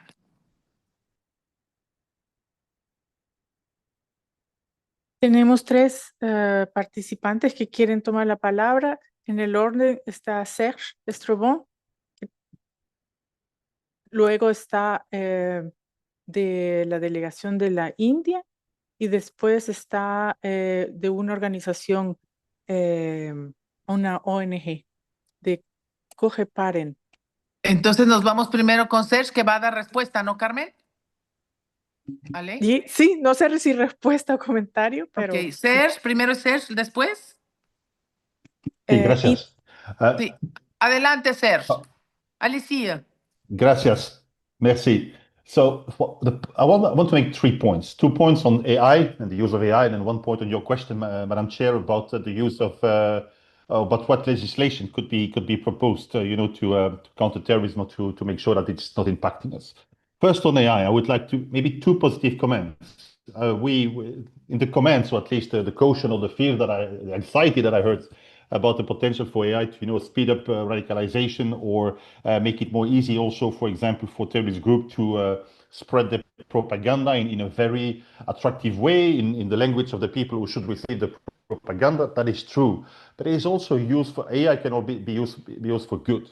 Give you two examples. One example is what we do at the Institute for Economics and Peace, but also with partners like Trends Research and Advisory of the Abu Dhabi, for example. So what we do is use AI to go deeper and faster in the research we are doing to have better results, and also translate that into presentation in courses which are AI generated, to basically reach out to more people and talk about the results of our research and potential for de-radicalization, and also what can be done to strengthen societies to basically be less prone to be impacted by terrorism. That's one thing. The second thing is a collaboration we set up with the company, a private company called Mitoslab. And so what they are doing is basically developing AI tools, supporting and helping both projects of radicalization, but also projects of investigation of potential terrorist attacks to basically provide better and more accurate, I would say, results of this investigation for potential use in court also. Just to give you a very short example, what they do, they develop basically virtual persona who can then get in touch with people that are either in jail or radicalizing or radicalized, get into a more friendly, automated, friendly conversation with them, and extract elements that are going to tell us how they radicalize, why they radicalize, how much they radicalize, and this will then help people in the de-radicalization process, or to start with the identification of potential radicalized people. So that's the use of AI also. To come back to your legislation, I think, representing the Institute for Economics and Peace, what I need to point out is the fact that not being hit or not being impacted by terrorism, it is a consequence of all the measures that you put in place to create a more stable, resilient society. And of course, translated into IEP's language, I need to talk about positive peace, which is a systemic definition of peaceful societies, thriving societies, but also societies where you see high levels of happiness, well-being, higher economic development, and eventually also high levels of resilience. And it is focusing on institution structures, but most of all, attitudes that you need to put in place to make sure that you create those societies. It's 8 interconnected pillars, very straightforward pillars. Everything is available on the website of the Institute for Economics and Peace. That's what you need to do. I see too many people come to us and say, oh, this is my ranking on the Global Peace Index, or this is my ranking on the Global Terrorism Index. How can I become better? You need to transform your society. You need to have this positive peace transformation changes in your society, and then people will be less prone to use violence to make their voice being heard also. So that's what you need to do in the legislation you put in place. It's not focusing as such on the violence that is used, because that's a consequence of troubles and problems within your society, and you need to create a better society through positive peace or any similar systemic approaches. Thank you again for giving me the floor for a second time. Much, much appreciated. Thank you.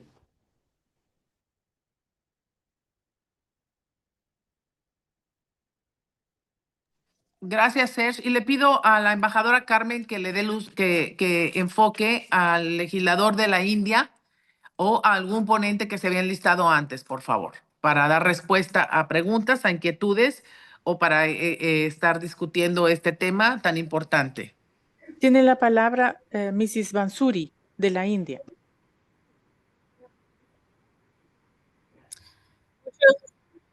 Muchas gracias, Honorable Chairperson.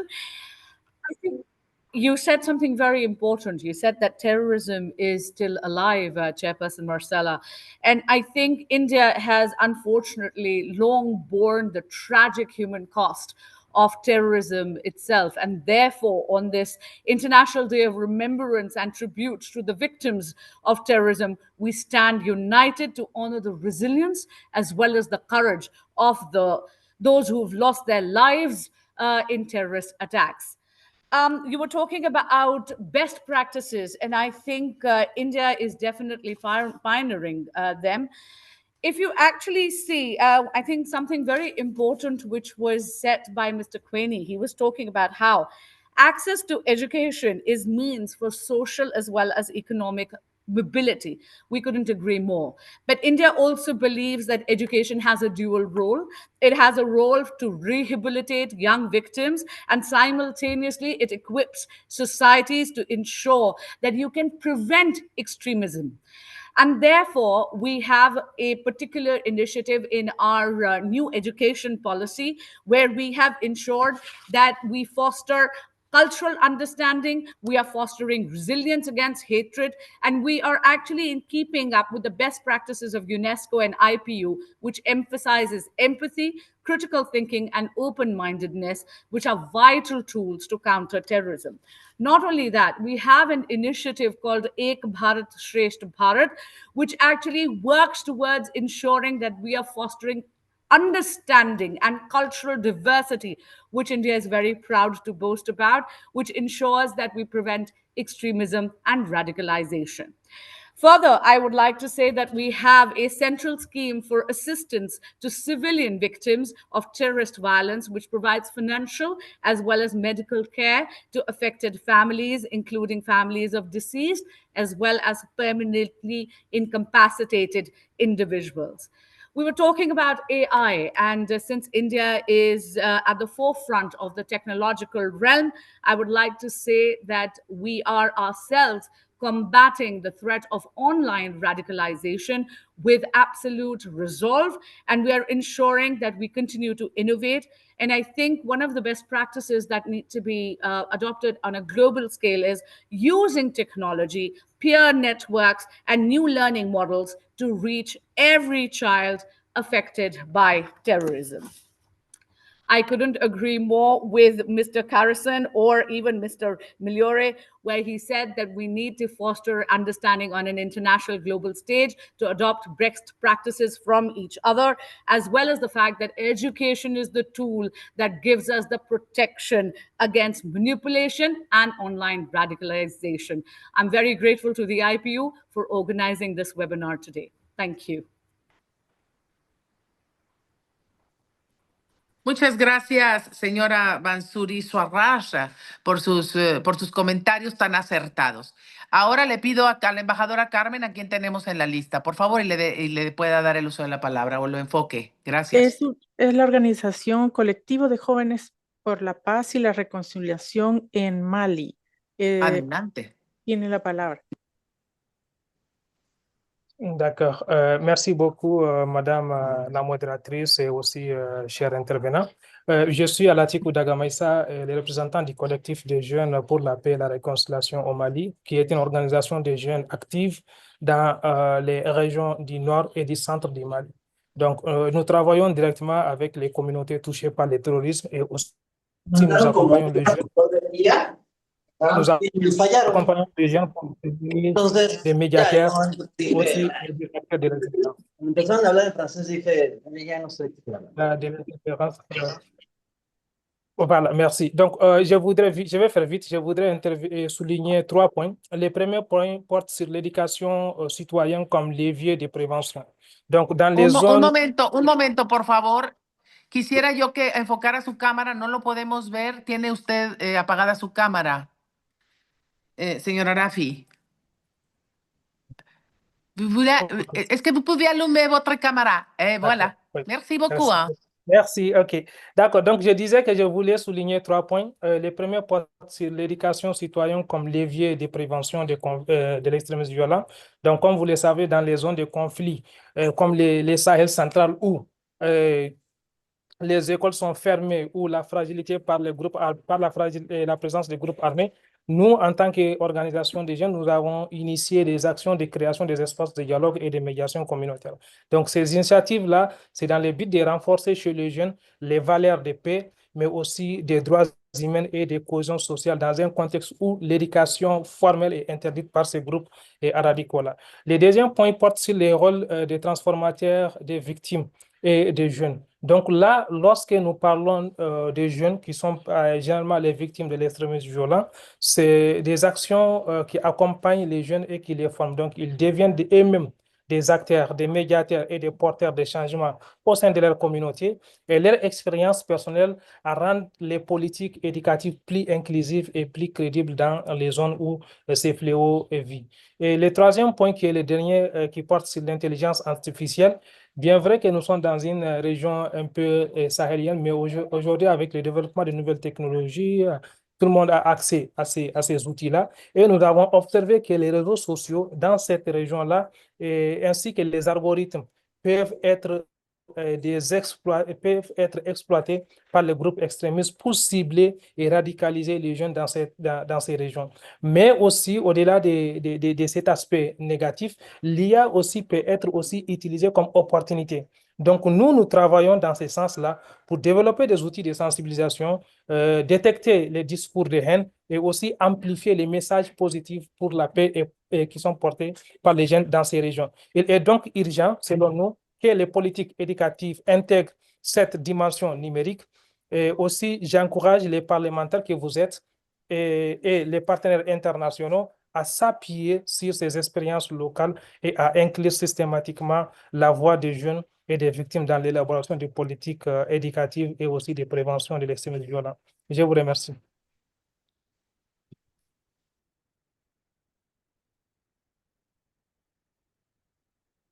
Tiene la palabra el señor Guillaume Denois, por favor.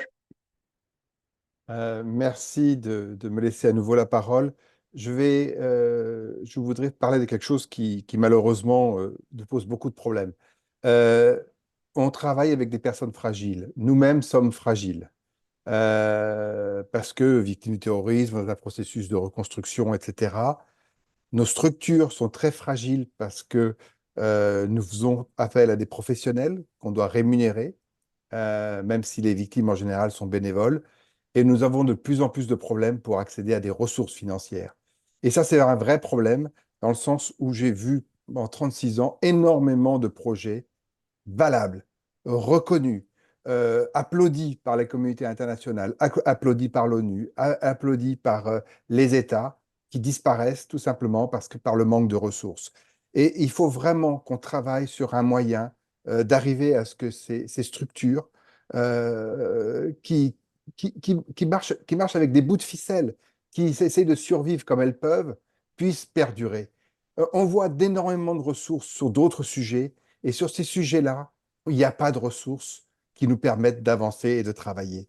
À tout moment, on peut disparaître, et derrière une disparition d'une autre structure, c'est toute l'expérience qui disparaît. N'abandonnons pas les soldats du terrorisme, ces soldats blessés qui ont réussi à retourner au front, et ne les abandonnons pas au milieu de la bataille. Ne les laissons pas retourner dans la précarité. C'est vraiment quelque chose qui remet les victimes dans un système de victimisation, parce que tous les efforts qu'elles ont faits pour aider la société disparaissent avec elles. Merci. Gracias. Tiene la palabra ahora el señor Barister de la delegación de Pakistán.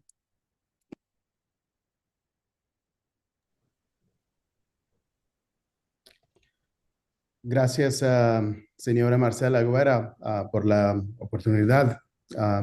With your permission, I will speak in English. Pakistan has been both a victim and also been a bulwark against terrorism. To put that into context, of course, you have to see that since the war on terror, we've lost over 95,000 innocent lives, and victims included within that. So it is a huge number. And of course, on this special day on remembering the victims of terrorism, we obviously remember not only, we also remember not only the victims, but also the martyrs that have lost their lives in this fight against terror. Of course, having endured tremendous loss of precious lives in fighting this menace of terrorism, which we still continue to fight. Pakistan affirms and believes that educational systems, they play a vital and a significant role in building community resilience and preventing spread of violent extremism. Some of the participants had spoken about scholarships for victims of terrorism. Pakistan is already continuing to do so from various provinces, such as KP and Balochistan, which are the hardest hit with the terrorist activities and terrorism-related activities. Of course, we have, since these various terrorist attacks that have taken place from time to time since over 2 decades, we've actually given and provided financial assistance to these victims of terrorism.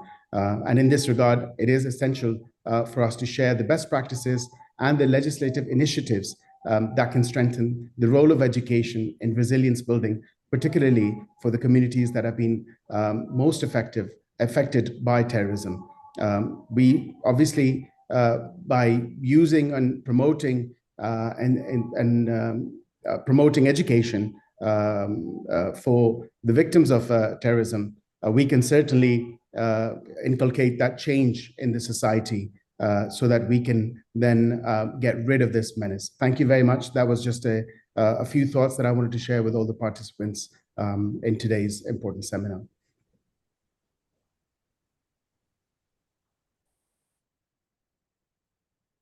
Gracias, señor Barister.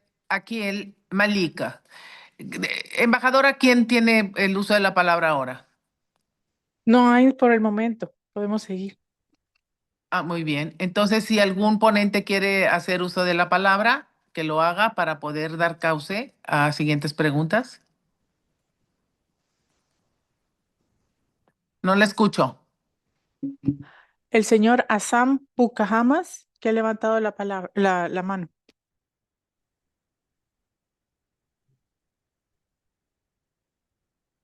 حسن. نعم. شكرا سيد الرئيس. طبعا بداية أحب أن أتكلم باللغة الأم بالعربي. أتمنى أن يكون واضح.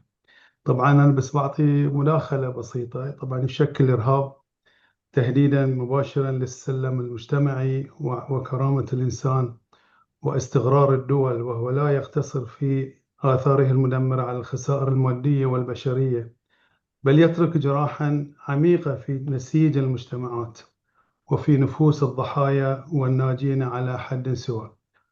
ومن هذا المنطلق فإن إحياء ذكرى ضحايا الإرهاب لا يمثل فقط واجبا إنسانيا وأخلاقيا، بل يشكل دعوة ملحة لتجديد الالتزام الدولي ببلورة سياسات شاملة تضع احتياجات الضحايا في صميم الجودة والتشريعية والتعليمية والاجتماعية. طبعا سيدتي الرئيس، قد بات من الواضح أن الوقاية من التطرف العنيف تبدأ من المدرسة ومن كل فضاء تعليمي وثقافي يزرع في نفوس الأجيال مفاهيم التسامح والاحترام والمواطنة. إن التعليم حين يبنى على أسس إنسانية شاملة ويعطي صوتا للضحايا يمكن أن يصبح أداة قوية في كسر دوائر العنف والكراهية وفي بناء مجتمعات أكثر تماسكا ومناعة.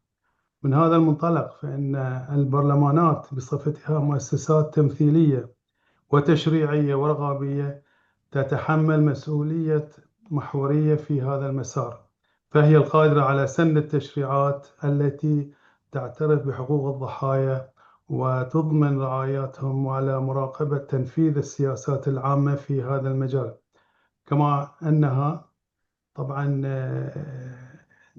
تملك القدرة على تعبئة الموارد الضرورية ودعم المبادرات التربوية والمجتمعية الهادفة إلى مواجهة التطرف بالفكر والمعرفة.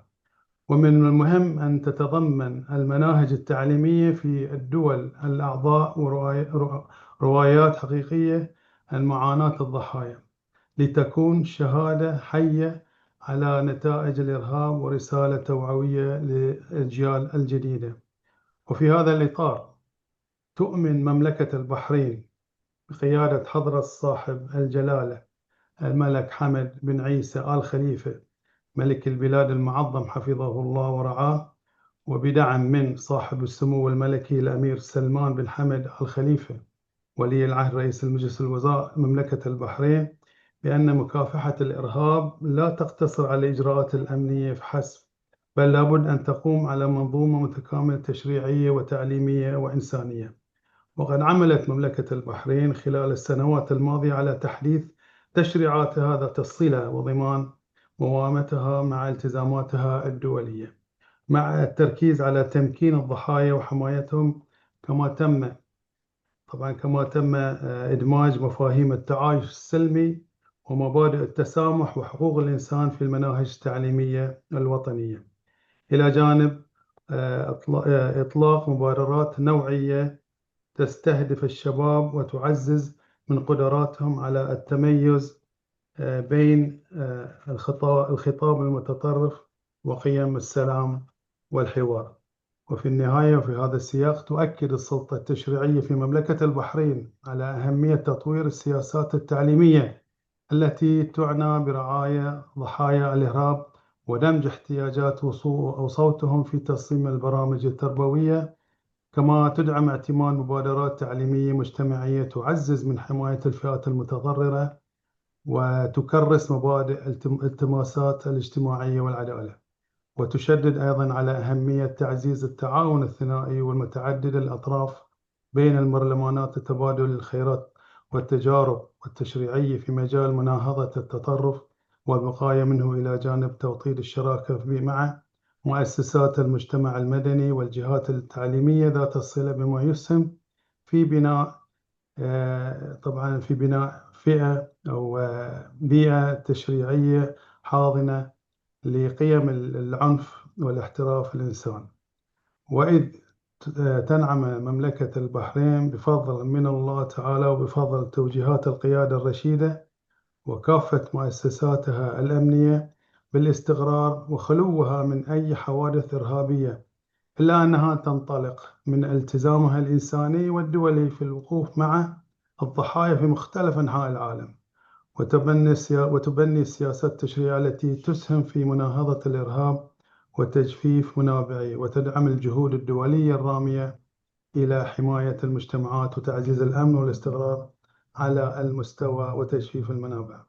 وأيضا وتجدد السلطة التشريعية موقفها بأن دعم ضحايا الإرهاب ليس مسألة رمزية، بل مسؤولية تشريعية ومؤسسية تتطلب إجراءات عملية تترجم معاناتهم إلى حلول عادلة ومستدامة وتضعهم في قلب السياسات العامة، وصفهم شركاء في بناء مستقبل أكثر أمانة وإنصافا.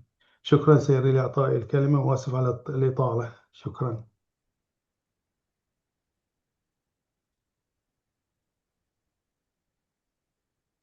Muchas gracias al señor Hassan Bukhamas.